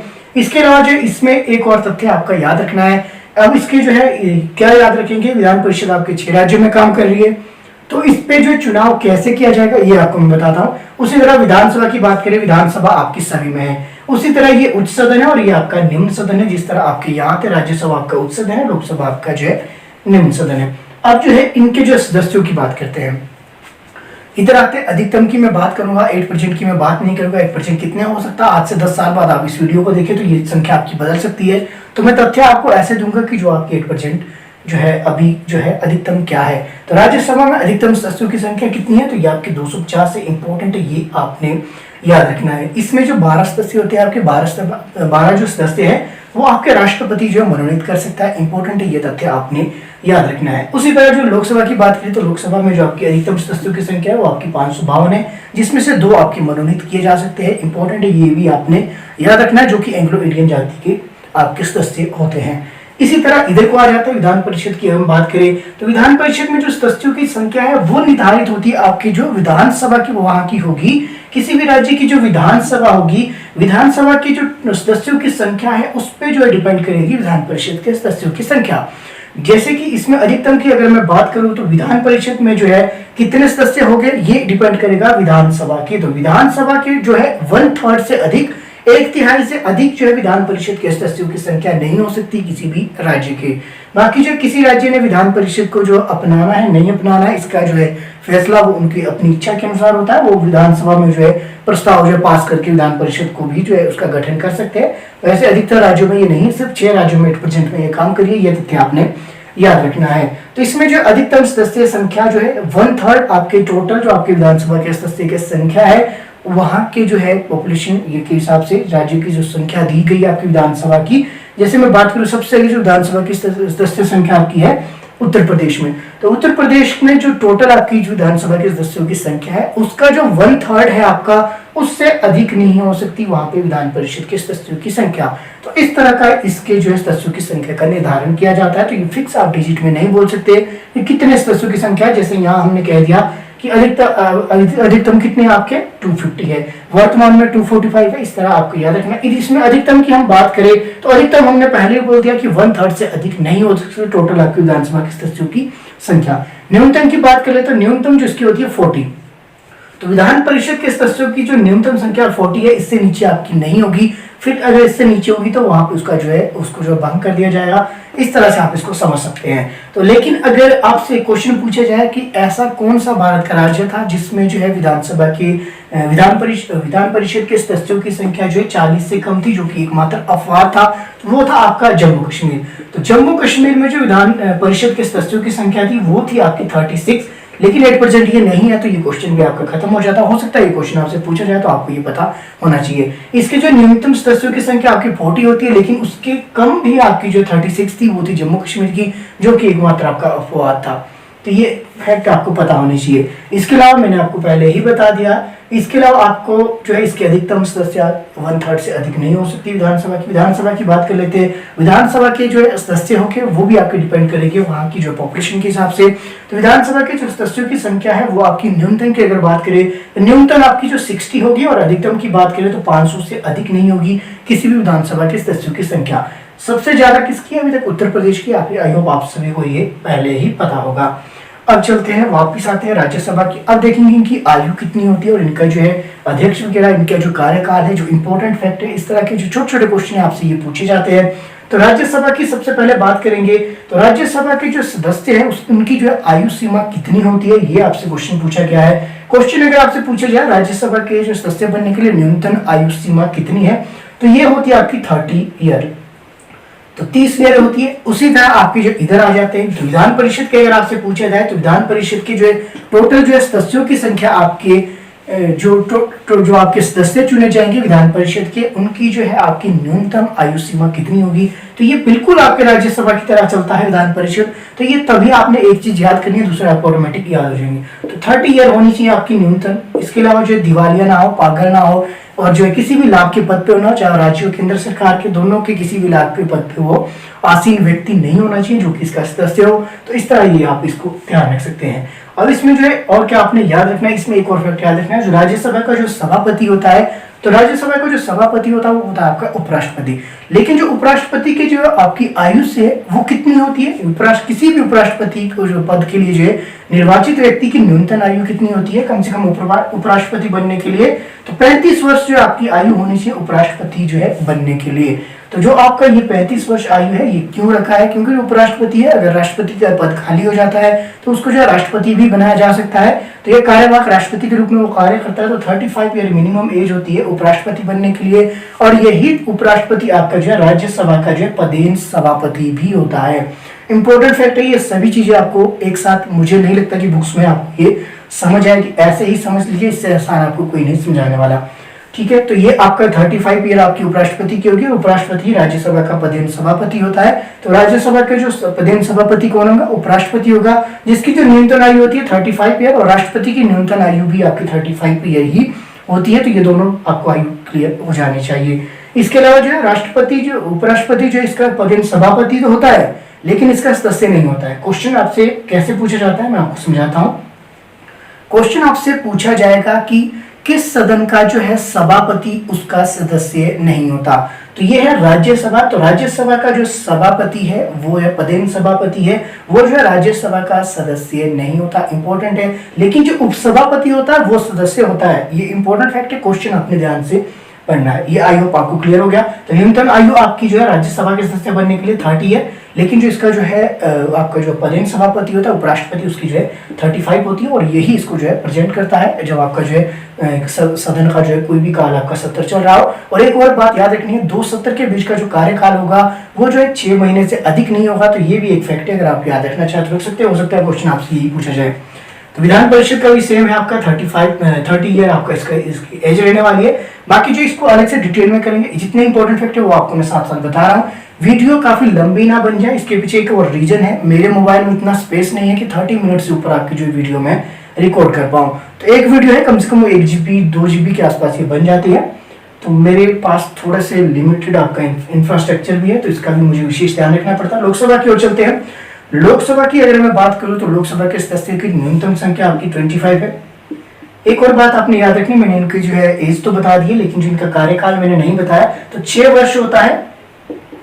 राज्यसभा का जो कार्यकाल है वो आपका 6 वर्ष है, लेकिन जो इसके जो सदस्य है वो आपके जो है प्रत्येक 2 वर्ष बाद जो है आपके इसमें जो है वो सेवानिवृत्त हो जाते हैं, या फिर उसको वो अपने पद से उनको हटाया जाता है, लेकिन वो अपना कार्यकाल पूरे करते हैं 5 वर्ष का।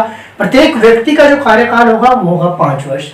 इंपॉर्टेंट है, ये फैक्ट आपने याद रखने हैं। बाकी 6 वर्ष राज्यसभा का कार्यकाल 6 वर्ष है, और प्रत्येक जो 2 वर्ष बाद कितने सदस्य सेवानिवृत्त हो जाते हैं? 1/3 सदस्य। ये इंपॉर्टेंट फैक्ट है, ये आपने याद रखना है। तो प्रत्येक 2 वर्ष बाद, तो प्रत्येक 2 ईयर बाद, हर जो है एवरी 2 ईयर के बाद आपके 1/3 जो सदस्य है वो आपके सेवानिवृत्त हो जाते हैं।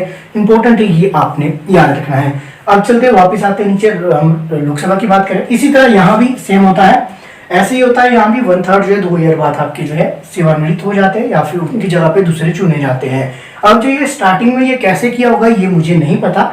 इसका जो कार्यकाल, इसका कार्यकाल 6 वर्ष होता है, उसी तरह जो इसका भी कार्यकाल आपका जो है विधान परिषद का 6 ईयर होता है। लोकसभा का अगर कार्यकाल की बात करूं तो कार्यकाल इनका इसका होता है 5 ईयर। तो इसके अलावा जो है राज्यसभा को जो है भंग नहीं किया जा सकता, ये भी इंपॉर्टेंट फैक्ट है, लेकिन जो है लोकसभा को भंग किया जा सकता है। तो आपका ऐसा कौन सा सदन है जिसको जो है भंग नहीं किया जा सकता? तो ये आपका जो है राज्यसभा को कभी भी भंग नहीं किया जा सकता, ये इंपॉर्टेंट फैक्ट है, ये भी आपको याद रखनी चाहिए।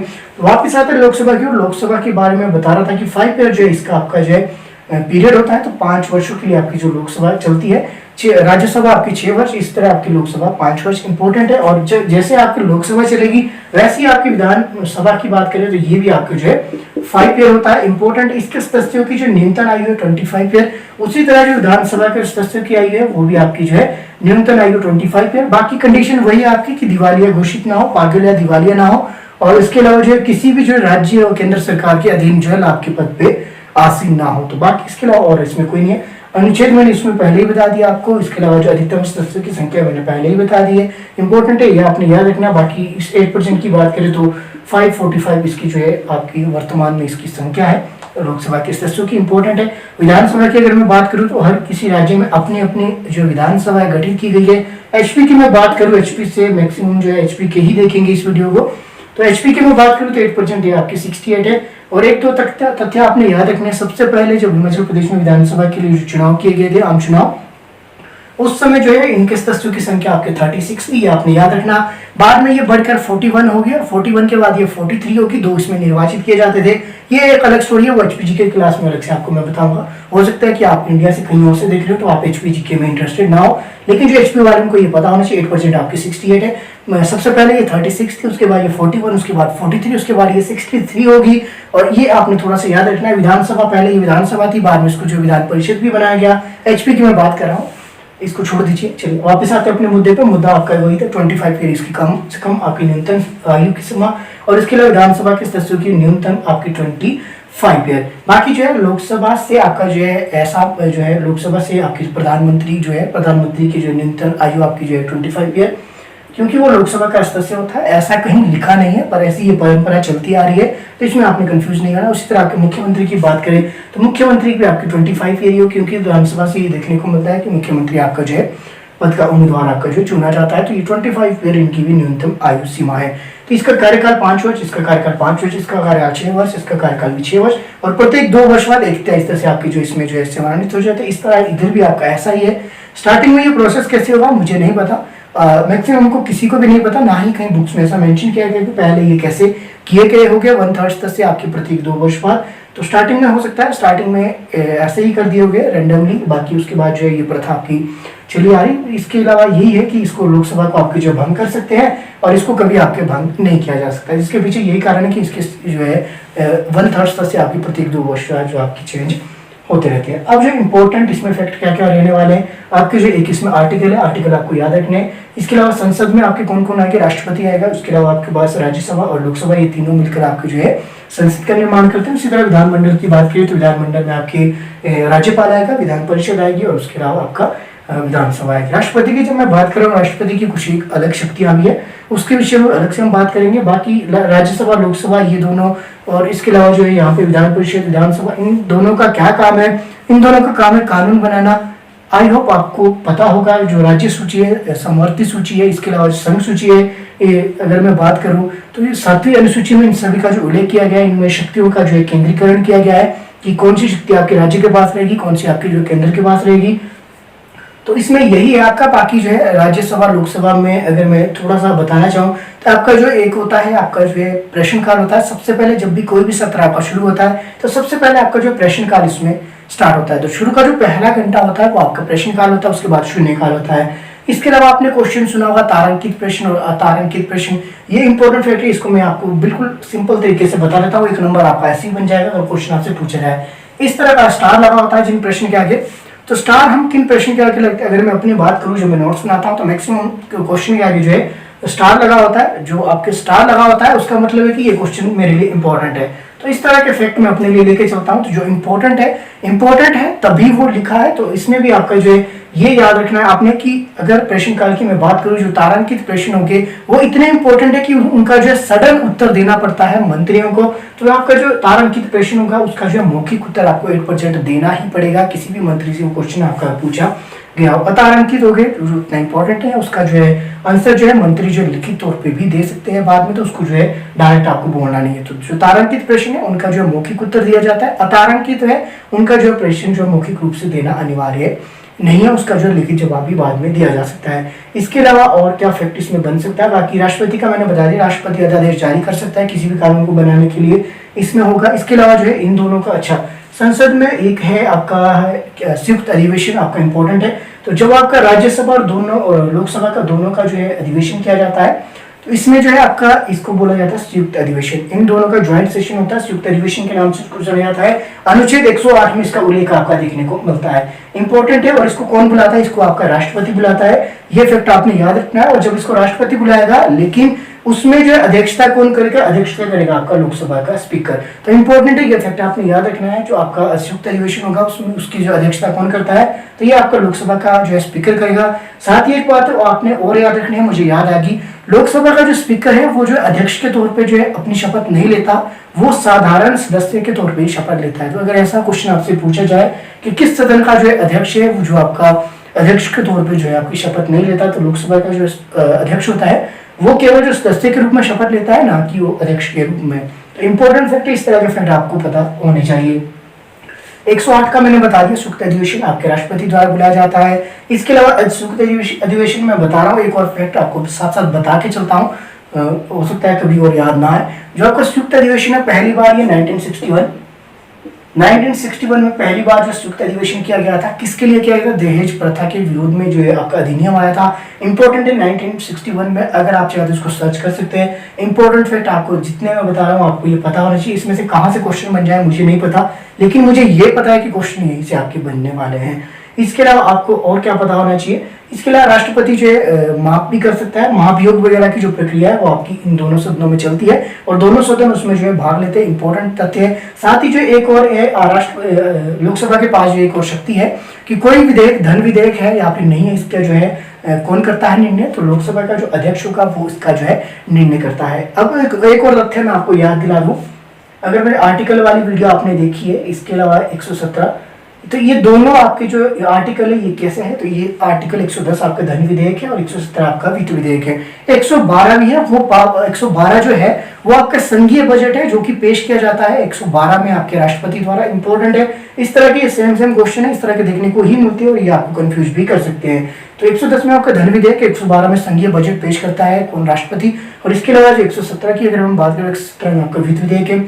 आर्टिकल जो 280 है वो आपका वित्त आयोग है। तो ये सभी चीजें एक दूसरे से रिलेट हो सकती है, इसमें आप कंफ्यूज हो सकते हैं, तो ये चीजें आपको ऑलरेडी पता होनी चाहिए।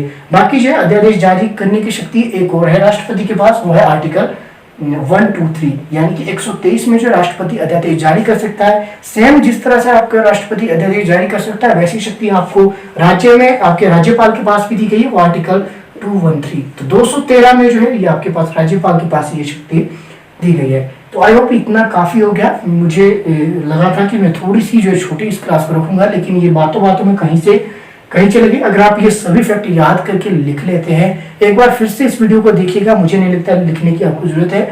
अगर आप जो है माइंड में ये चीज बना दे कि हर चीज लिखनी नहीं है, कुछ चीजें याद करनी भी जरूरी है, कुछ चीजें समझनी भी जरूरी है, तो मुझे नहीं लगता कि जो है आपका एग्जाम करेक्ट नहीं होगा। बाकी जो है आप मेरे साथ बने रह सकते हैं ऐसी वीडियो के लिए, अपने दोस्तों के साथ वीडियो को जरूर शेयर कीजिएगा। बाकी जो है कमेंट करते रहे, उससे जो आपका मनोबल जो है मेरा बना रहता है आपके कमेंट करने से कि आपको जो वीडियो पसंद आ रही है, कंटेंट आपको पसंद आ रहा है, अपने दोस्तों के साथ शेयर करते रहे। बाकी फर्स्ट और लास्ट में जो एड्स आती है उनको जो आप प्लीज आप स्किप ना करें। बाकी कंटिन्यू क्लासेस आपके लिए चल रही है, मैं कोशिश करूंगा जब तक मैं कर सकता हूँ तब तक जो है इन क्लासेस को कंटिन्यू करूंगा। चैनल पे आज की जो हमारी क्लास रहने वाली है, 2 टॉपिक हम करने वाले हैं इसमें। एक आपका जो है पंचायती राज, साथ साथ इसको जो है नगर पालिका भी इसमें देखेंगे। अगर मैं चाहता तो पंचायती राज ही करवा लेता, लेकिन जो है क्वेश्चन आपके कहीं से भी देखने को मिलते हैं और ये दोनों सेम है। जैसे आपकी मैंने संसद और विधानमंडल दोनों आपको साथ करवाए, दोनों साथ करवाने से आपको जो है समझना थोड़ा आसान हो जाता है। उसी तरह अगर आप पंचायती राज देखें तो साथ साथ आपको जो है नगर पालिका वाला टॉपिक भी आपका क्लियर हो जाएगा और दोनों से आपके एग्जाम में क्वेश्चन देखने को मिलते हैं। तो चलिए स्टार्ट करते हैं। अगर इससे पहले वाली वीडियोस आपने नहीं देखी है, जितनी भी अभी तक हमने कवर कर ली क्लासेस, उन सभी के प्लेलिस्ट में अलग से फोल्डर बने, सभी क्लासेस आपको वहाँ पे मिल जाएगी। बाकी जो है आप मेरे साथ बने भी रह सकते हैं, इसके लिए आपको चैनल को सब्सक्राइब करना है। साथ ही अगर वीडियो आपको पसंद आए उसके बाद ही सब्सक्राइब करना और उसके बाद ही लोगों को अपने शेयर करना। चलिए स्टार्ट करते हैं। पंचायती राज की हम बात करेंगे। थोड़ा सा आज मैंने सेटअप भी चेंज किया है, थोड़ी लाइटिंग मैंने थोड़ी ज्यादा कर दी है, 2 साइड से लगा दी है। एक साइड आपका जो डार्क रहता था इस साइड से भी आपको देखने को मिलेगा। तो चलिए स्टार्ट करते हैं। सबसे पहले देखेंगे हम पंचायती राज। तो पंचायती राज की अगर मैं बात करूं तो भाग 9 में पंचायती राज आपके इंक्लूड किया गया है। आर्टिकल आपका 243 से लेकर 243 और तक आपका दिया गया है। अनुसूची की बात करें तो 11वीं अनुसूची में, उसी तरह आपके नगर पालिकाओं की बात करें तो 243 से लेकर 243P से लेकर आपका जो 243ZG तक आपका जो है नगर पालिकाओं का वर्णन मिलता है आर्टिकल में। अगर इसकी जो अनुसूची की बात करें तो 12वीं अनुसूची ये है, इसको मैं आपको याद करवाता हूँ, ये तो आपको मैं जनरल अभी बता रहा हूँ। अब थोड़ा सा हम पीछे चलेंगे। पीछे कहाँ चलेंगे, थोड़ा सा हम जो है इतिहास की ओर चलेंगे। इतिहास में देखेंगे जो आपका पंचायती राज है आपका स्थानीय स्वशासन आपका कहलाता है। तो जो स्थानीय स्वशासन की शुरुआत है वो किसके द्वारा की गई थी, आपके रिपन द्वारा। अगर आपको याद हो 1882 में, तो 1882 में जो आपका स्थानीय स्वशासन है उसकी शुरुआत आपकी जो है लॉर्ड रिपन द्वारा की गई थी। अब लॉर्ड रिपन का जब नाम आता है तो आपको 2-3 चीजें आपको याद रखनी है। एक तो आपका स्थानीय स्वशासन किया, इस लॉर्ड रिपन ने एक वर्नाक्युलर प्रेस एक्ट था जो कि आपके लेटिन द्वारा लगाया गया था 1878 में। जब आपके रिपन आए तो रिपन ने वो आपके हटा दिया था। इसके अलावा जो है इल्बर्ट बिल विवाद भी आपके रिपन के समय में हुआ, तो इतने फैक्ट आपको रिपन से भी पता लग गए। वापिस आते अपने टॉपिक पे, बात थी स्थानीय स्वशासन की। तो स्थानीय स्वशासन की शुरुआत 1882 में लॉर्ड रिपन के समय में आपकी शुरू हुई। अब इसके बाद थोड़े आगे की ओर चलते हैं। आगे चलते हम जो है स्वतंत्रता से थोड़े से पहले की अगर हम बात करें, उस समय जो आपका संविधान निर्माण आपका जो है लागू हो गया था, यानी कि संविधान बनना आपका शुरू हो गया था। अब देखिए संविधान जो आपका शुरू हुआ 9 दिसंबर 1946 को संविधान की पहली बैठक होती है। उसके बाद जो है आपकी 11 दिसंबर आपकी 1946 को संविधान की जो दूसरी बैठक होती है, जिसमें कि आपके स्थायी अध्यक्ष चुने जाते हैं वो आपके राजेंद्र प्रसाद। पहली बैठक जो हुई थी 9 दिसंबर को हुई थी 1946। इंपॉर्टेंट फैक्ट आपको बता रहा हूँ, इसके साथ साथ आपको कई चीजें क्लियर हो जाएगी पंचायती राज के साथ साथ। ये आपको मैं क्यों बता रहा हूँ, ये आपको मैं बताता हूँ। देखिए 9 दिसंबर 1946 को पहली बैठक हुई जिसमें सच्चिदानंद सिन्हा को आपके अस्थायी अध्यक्ष चुना गया। ये क्वेश्चन आपसे पूछा जा सकता है, पहली बैठक कोई पूछी जा सकती है तो 9 दिसंबर को। दूसरी बैठक आपकी 11 दिसंबर को, इसमें स्थायी अध्यक्ष चुने गए आपके डॉक्टर राजेंद्र प्रसाद। अब देखिए उसके बाद जो 13 दिसंबर को आपके एक उद्देशीय प्रस्ताव पारित किया जाता है पंडित जवाहरलाल नेहरू द्वारा। कि इसके अलावा जो क्वेश्चन आपसे पूछा जा सकता है कि पंडित जवाहरलाल नेहरू ने जो है उद्देश्य प्रस्ताव जो है किस दिन रखा था, तो 13 दिसंबर 1946 को। अब ये तथ्य छोड़ दीजिए, ये मैं आपको क्यों बता रहा हूँ, क्योंकि जो आपका संविधान बना था, संविधान में आपकी जो है राज्य के नीति निर्देशक सिद्धांत आपके जो है उसमें इंक्लूड किए गए थे। अगर आपको याद हो 36 से लेकर जो आपके 52 तक है, आर्टिकल 36 से लेकर आर्टिकल 51 तक, तो इसमें जितने भी आपके जो है अनुच्छेद है वो आपके राज्य के नीति निर्देशक सिद्धांत कहलाते हैं। आई होप आप सभी को ये पता भी होगा। भाग की बात करें तो भाग 4 में ये इंक्लूड है। अब मैं राज्य के नीति निर्देशक सिद्धांत आपको क्यों बता रहा हूँ, इसके पीछे क्या लॉजिक है। जो राज्य के नीति निर्देशक सिद्धांत है, अगर आपने आर्टिकल 40 के ऊपर गौर किया है तो आर्टिकल जो 40 है आपका वो किससे संबंधी है, ग्राम पंचायतों के गठन से। अब मैं ये आपको क्यों बता रहा हूँ, क्योंकि हम पढ़ रहे हैं पंचायती राज, तो पंचायती राज की थोड़ी सी हिस्ट्री आपको पता होनी चाहिए थी। उसके बताने का मेरा थोड़ा अलग सा जो है तजुर्बा रहता है कि मुझे जो चीजें घुमा फिरा के बताने की आदत है, इसमें आपको काफी चीजें आई होप क्लियर होगी। आर्टिकल 42 ये है आपका राज्य का नीति निर्देशक सिद्धांत, और जो राज्य का नीति निर्देशक सिद्धांत है ये क्या बोलता है, आर्टिकल 40 ये बोलता है कि ग्राम पंचायतों का गठन किया जाएगा। और जो राज्य के नीति निर्देशक सिद्धांत है इनको आप थोड़ा सा समझने की कोशिश कीजिएगा। एक है राज्य के नीति निर्देशक सिद्धांत, एक है मौलिक अधिकार। अब जो है मौलिक अधिकार क्या है, जो आपको अधिकार दिए गए हैं, और राज्य के जो नीति निर्देशक सिद्धांत है ये क्या है, ये है आपके ऐसे जो लक्ष्य उस समय आपके निर्धारित किए गए थे कि अगर जो है राज्य अपनी जो है अच्छी अवस्था में आता है या फिर इस व्यवस्था को लागू कर पाता है तो आर्टिकल 40 जो है लागू करेगा। राज्य अपनी कंडीशन के हिसाब से अगर वो वहां पे चाहता है और वहां के हिसाब से अगर उसका जो है इंफ्रास्ट्रक्चर कहे या फिर कहे कि वो जब वो कैपेबल हो जाता है इन चीजों को करने के लिए या फिर इस व्यवस्था को लागू करने के लिए, तो अपने हिसाब से जो है अपने ग्राम पंचायतों का वो गठन कर सकता है। तो स्थानीय स्वशासन की शुरुआत आपके आर्टिकल 40 से देखने को मिलती है। अगर हम भारत के आजादी की बात करें संविधान में तो आर्टिकल 40 जो है ये महात्मा गांधी का भी एक कॉन्सेप्ट था। महात्मा गांधी ने विश्व के ऊपर काफी जो है जोर दिया था। आर्टिकल 40 हो गया इतना। अब इसके बाद हम चलते हैं इसकी ओर। अब आर्टिकल 40 बोलता है कि जो राज्य है, राज्य की अपनी इच्छा होगी, जब वो कैपेबल होगा तो वो इन सिद्धांतों को वो लागू कर सकता है, इस व्यवस्था को लागू कर सकता है। इसी तरह की जो व्यवस्था है आपकी देखने को मिली बाद में, जिसके लिए आपकी जो कमेटियां बैठाई गई, कमेटियां आपकी कब बैठाई गई, आपकी बलवंत राय जो मेहता कमेटी थी आपकी, ये समिति थी। इस समिति है 1957। आपको जो है तो 3 समितियां आपको मैं बताऊंगा। समितियां तो आपकी 5 थी, वैसे 5 से 6 समितियां आपकी देखने को मिली है पंचायती राज से संबंधित, लेकिन आपको जो डिस्कस करूंगा मैं 3। वो 3 मैं क्यों करूंगा, क्योंकि एग्जाम पॉइंट ऑफ व्यू से इंपॉर्टेंट है और अगर मैं सभी डिस्कस करूं तो आपको याद ये मुश्किल है थोड़ा सा होना। इसको आराम से समझने की कोशिश कीजिएगा, मत भागिएगा वीडियो को छोड़ के, आपका ही नुकसान होगा।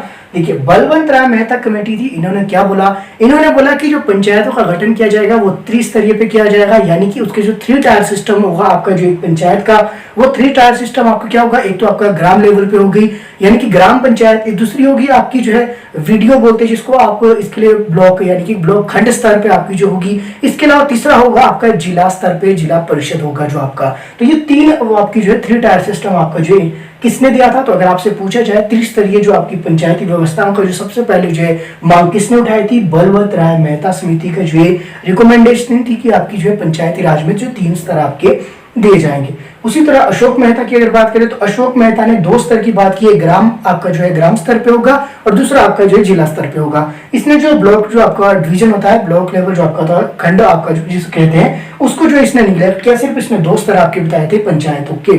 तो देखिए 3 स्तर की बात की बलवंत राय मेहता समिति ने, इंपॉर्टेंट है 1957 में ये आपकी देखने को मिली थी, ये समिति बनी थी। और इसके अलावा अशोक मेहता समिति आपकी 1977 में मिली थी, इसने जो है 2 स्तर की बात की थी, एक ग्राम स्तर पे होना चाहिए और दूसरा आपका जिला स्तर पे। ये दोनों फैक्ट आपको मैं कैसे याद रखने हैं, आपने आपसे क्वेश्चन क्या पूछा जाएगा कि किस समिति ने जो है त्रिस्तरीय जो है व्यवस्था की जो है मांग की थी, तो ये की थी आपकी बलवंत राय मेहता ने।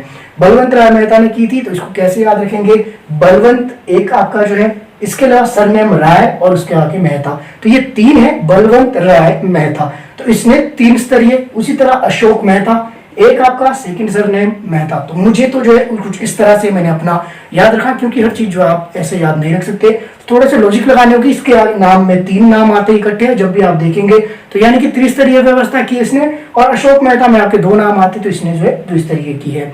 इसके अलावा 1-2 और भी कमेटियां, उसको आप छोड़ दीजिए। उसने जो है लोकतंत्र के केंद्रीकरण पर जो विचार किया था।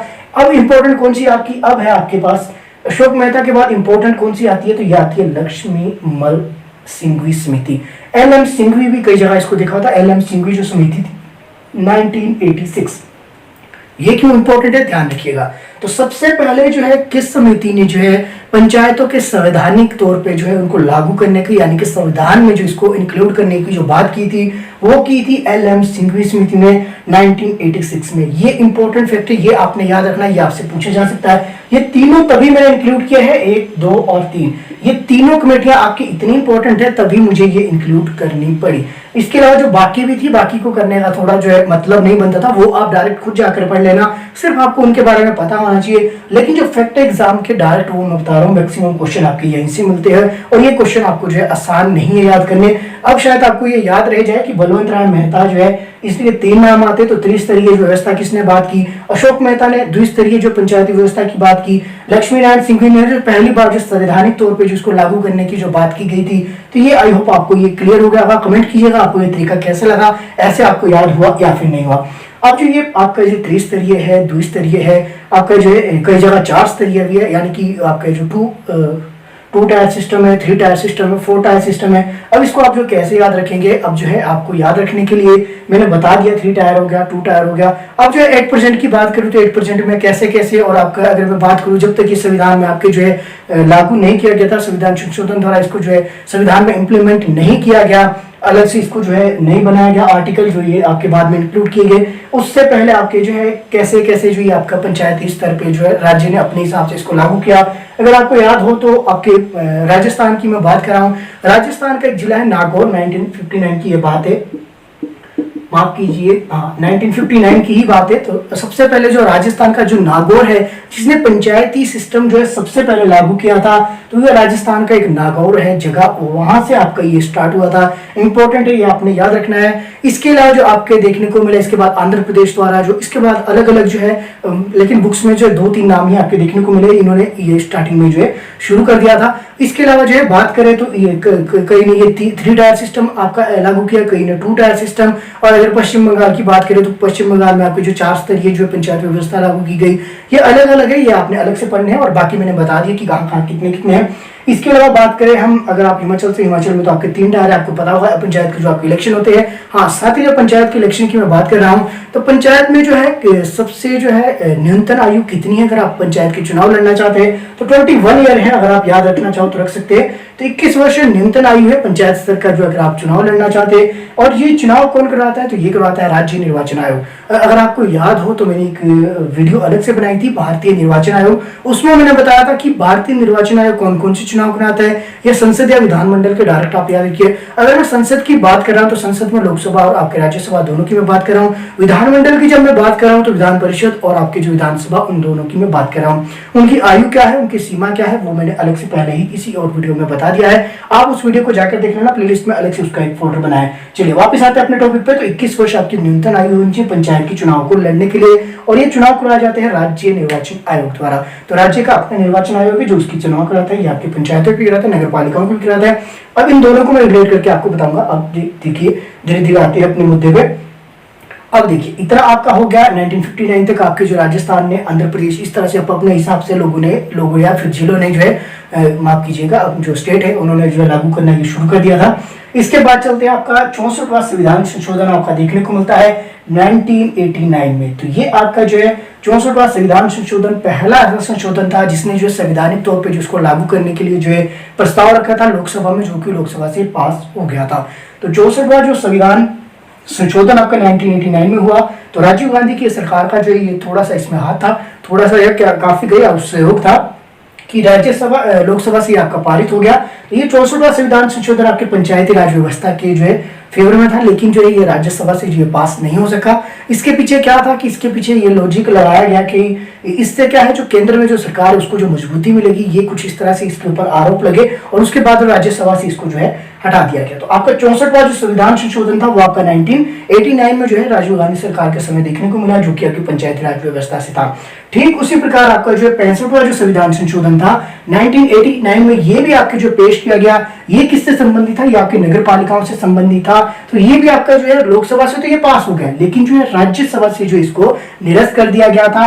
रीजन आपके दोनों के सेम ही थे। अब ये दोनों साथ साथ में बता रहा हूँ, 64वां संविधान संशोधन 1989, 65वां संविधान संशोधन 1989। 64वां था आपके पंचायती राज से और 65वां था आपके नगर पालिकाओं से।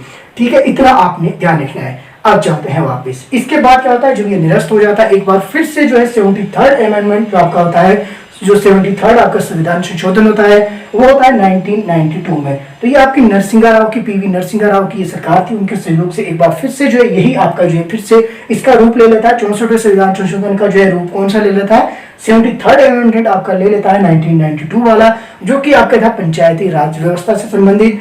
अब जो है यहाँ पे ये प्रस्ताव आपका जो पास हो जाता है लोकसभा से भी और राज्यसभा से भी। उसी तरह जो है 73वां था, उसी तरह आपका जो 74वां संविधान संशोधन था ये भी 1992 ही आपका था। इसमें भी आपका क्या है, नगर पालिकाओं से संबंधित ये पेश किया गया था, साथ साथ ये दोनों किए गए थे।